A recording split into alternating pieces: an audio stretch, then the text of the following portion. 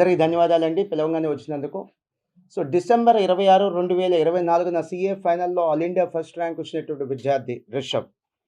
So, ఆ రోజున మనం యాక్చువల్‌గా ప్రెస్ మీట్‌కి బాబుని తీసుకురావాలి. కారణం ఏంటంటే తను అక్కడ కులు మనాలిలో ఉన్నాడు. 5 డేస్ ట్రిప్‌కెళ్ళాడు. యాక్చువల్‌గా జనవరి 5, 2025 రావాలి రిజల్ట్. కానీ ఓ 10 రోజుల ముందే వచ్చింది రిజల్ట్. సో, అది అన్‌షెడ్యూల్డ్‌గా వచ్చేసరికి రిజల్ట్ బాబుకి కూడా మేము సన్మానం కూడా చేయలేకపోయాం.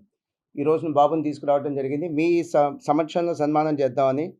రెండోది రిషబ్ ఒక కుటుంబ నేపథ్యం. తనది చాలా మధ్య తరగతి కుటుంబం అండి. లేదా అబోవ్ మిడిల్ క్లాస్ అని చెప్పొచ్చు. సో, అలాంటి కుటుంబం నుంచొచ్చి చిత్తూరు జిల్లా, సీఎం గారి జిల్లా. అందుకని సీఎం గారు కూడా అపాయింట్మెంట్ కోసం అప్లై చేయడం జరిగింది. ఇవాళ గాని, రేపు గాని సీఎం గారు కలవాలి. ఈరోజు తిరుపతి సంఘటన జరిగిందని సీఎం గారు అక్కడికి వెళ్ళటం జరిగింది. ఈ యొక్క ఆల్ ఇండియా ఫస్ట్ ర్యాంక్ ఒక క్రెడిట్ సంపూర్ణంగా నేను బాబుకే ఇస్తానండి. గతంలో కూడా మీకు ప్రెస్ మీట్‌లో చెప్పాను. మేము చదువు చెప్పిన ప్రతి విద్యార్థికి ఫస్ట్ ర్యాంక్ వస్తే ఆ క్రెడిట్ మాది. ఒకళ్ళకో ఇద్దరికో వస్తే ఆ క్రెడిట్ ఖచ్చితంగా బాబుదే. కానీ ఎందుకు ఈ ప్రెస్ మీట్ ద్వారా మీ అందరిని నేను రిక్వెస్ట్ చేస్తున్నానంటే బాబుకి సన్మానం చేయటం కోసం కాదు. దయచేసి ఈ కోర్సు గురించి చెప్పగలిగింది మీరే, మేము కాదు. సీఏ లాంటి కోర్సు, కామర్స్ లాంటి కోర్సు గురించి చెప్పగలిగింది మీరే, మేము కాదు. ప్రతి క్లాస్‌లో 100 మంది స్టూడెంట్స్ ఉంటే 80 మంది స్టూడెంట్స్ యావరేజ్, అబోవ్ యావరేజ్ ఈ స్థాయి గల స్టూడెంట్సే ఉంటారండి. 20% మంది మాత్రమే టాపర్స్ ఉంటారు. వెరీ అన్‌ఫార్చునేట్ మన ఎడ్యుకేషన్ సిస్టమ్ మొత్తం కూడా టాపర్స్ గురించి మాట్లాడుతుందే తప్ప, ఈ యావరేజ్, అబోవ్ యావరేజ్ స్టూడెంట్స్ గురించి మాట్లాడట్ల. ఈ ఐఐటీ లాంటి కోర్సు గానీ, లేదా మెడిసిన్ లాంటి కోర్సు గానీ, ఎలాంటి పిల్లలు చేస్తే మనగలుగుతారండి, సక్సెస్ అవ్వగలుగుతారంటే ఈ టాపర్స్ మాత్రమే. మరి క్లాస్‌లో ఉండేటువంటి అబోవ్ యావరేజ్ స్టూడెంట్స్ 80% మంది పరిస్థితి ఏంటి? వారికి ఒక ఆల్టర్‌నేటివ్ ఎడ్యుకేషన్ సిస్టమ్ కావాలి. దాని పేరే కామర్స్. సో, ఒక ఎగ్జాంపుల్ చెప్తాను. ఐఐటీ లాంటి ఎగ్జామ్ తీసుకుంటే ఐఐటీ ఎగ్జామినేషన్ దేశవ్యాప్తంగా సుమారుగా 14 లాక్స్ స్టూడెంట్స్ రాస్తున్నారండి. కానీ సీట్లు 17,000 ఉన్నాయి. అంటే 100కి ఒక సీట్. నీట్ లాంటి ఎగ్జామ్ తీసుకుంటే 24 లక్షల మంది సుమారుగా ఎగ్జామ్ రాశారండి 2024లో. సీట్లుంది, మెడికల్ కాలేజ్ సీట్లుంది సుమారుగా 1,06,000. ఎంత టఫ్ కాంపిటీషన్. అంటే 100 మంది రాస్తే ఒకళ్ళకో ఇద్దరికో ఛాన్స్ ఉండేటువంటి కోర్సులవి. కానీ సీఏ ఎప్పుడు అలా కాదండి. చార్టర్డ్ అకౌంటెన్సీ కోర్సు ఫస్ట్ అటెంప్ట్‌లో పాస్ అయ్యే వాళ్ళు 15-25 మెంబర్స్ దాకా ఉంటారండి. సెకండ్ అటెంప్ట్‌లో పాస్ అయ్యే వాళ్ళు సుమారుగా ఇంకో 10 మంది ఉంటారు. Third attempt, fourth attempt, fifth attempt అట్లా తీసుకొని రాసేవాళ్ళు ఇంకో 10 మంది ఉంటారు. అంటే 100 మంది ఈ కోర్స్ జాయిన్ అయితే కంఫర్టబుల్‌గా 40 మంది పాస్ అవ్వగలిగేటువంటి కోర్స్ అండి. ఇది ఐఐటీ కంటే ఈజీ, మెడిసిన్ కంటే ఈజీ. ఇది బీకామ్, బీటెక్ కంటే కొద్దిగా కష్టమైనటువంటి కోర్స్. సో, ఇది నేను మీడియా మిత్రులని ఇంతవరకు నేను అడిగింది లేదు, రిక్వెస్ట్ చేసింది లేదు. మీడియా వాళ్ళని అడుగుతుంది ఏంటంటే చూడండి, ఒక ఆల్ ఇండియా ఫస్ట్ ర్యాంక్ వస్తే ఏ కాలేజ్ అయినా, చిన్న కాలేజ్ అయినా, పెద్ద కాలేజ్ అయినా మాది, మాది, మాది అంటారు. నేను 20 సంవత్సరాల నుంచి చాలా ప్రెస్ మీట్లు పెట్టాను.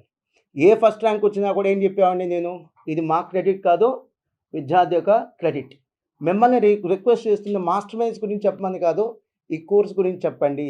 మధ్య తరగతి పిల్లలకి లేదా మధ్య తరగతి పేరెంట్స్‌కి ఇది ఒక పెద్ద అవకాశం. Affordable fees. ఈ స్టూడెంట్ సుమారుగా 10థ్ అయిపోగానే మా దగ్గరికి వచ్చాడండి. ఎంఈసీ జాయిన్ అయ్యాడు.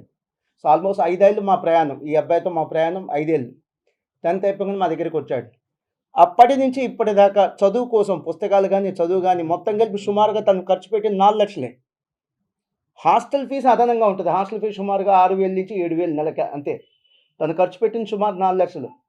సీఏలో తను ఆర్టికల్‌షిప్ చేయాలి. అంటే ఒక స్టూడెంట్, ఏ స్టూడెంట్ అని ఇతనే కాదు. ఇతను ఆల్ ఇండియా ఫస్ట్ ర్యాంక్ వచ్చాడు కాదు. అందరూ ఎవరైనా సరే ఒక ఆర్టికల్‌షిప్ అంటే ఒక సీనియర్ దగ్గర జూనియర్‌గా పనిచేయాలి.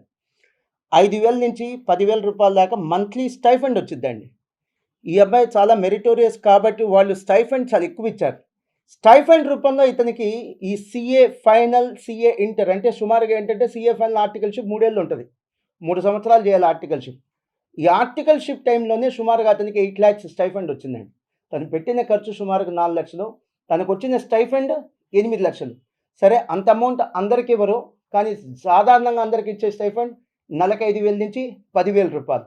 అంటే సుమారుగా చదువుకునే టైంలోనే ప్రాక్టికల్ నాలెడ్జ్‌తో పాటు ఒక 3-4 లాక్స్ స్టూడెంట్ వాళ్ళ చదువుకే ఖర్చులు కూడా తెచ్చుకోవచ్చు. ఇది చదువుకున్నటువంటి గొప్ప విషయం. థ్యాంక్ యూ వెరీ మచ్ అండి. ఎప్పుడు మీకు ఇంత టైం నేను తీసుకోలేను. ఈ కోర్సు గురించి ప్రచారం చేస్తారు. మీ మాటగా చెప్తారు.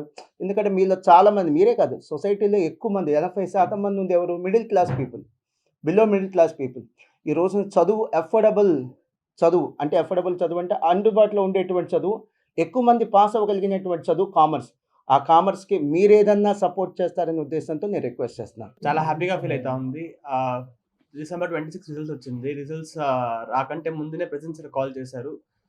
సో, ఆ ఫీలింగే వేరు. రిజల్ట్స్ కంటే 1 అవర్ ముందు ప్రెసిడెంట్ సార్ కాల్‌లో సార్ చెప్పారు, "రిషబ్ ఓస్వాల్ కంగ్రాచ్యులేషన్స్, మీకి ఆల్ ఇండియా ఫస్ట్ ర్యాంక్ వచ్చింది. 508 మార్క్స్ వచ్చింది." సో, ఆ మార్క్స్ విని నేను కూడా కొంచెం షాక్ అయ్యాను. ఎందుకంటే ఇప్పటి వరకు ఆ మార్క్స్ ఎవరికీ రాలేదు. 508 మార్క్స్ ఐసీఐ హిస్టరీలో. అమ్మ, నాన్న అందరూ చాలా సంతోషంగా ఉన్నారు. అది మేము అప్పుడు ట్రిప్‌లో ఉన్నాము. మనాలి ట్రిప్‌లో ఉన్నాము. ఆ ట్రిప్‌లో ఈ సక్సెస్ అంటే ఆ ట్రిప్‌ని ఇంకా చాలా ఎంజాయబుల్ చేసేసింది. So, thank you everyone. మరిన్ని వీడియోస్ కోసం ఛానల్ ని సబ్స్క్రైబ్ చేయండి. లేటెస్ట్ అప్డేట్స్ కోసం వాట్సాప్ ఛానల్ ని ఫాలో అవ్వండి. అండ్ లింక్ డిస్క్రిప్షన్ లో ఉంది.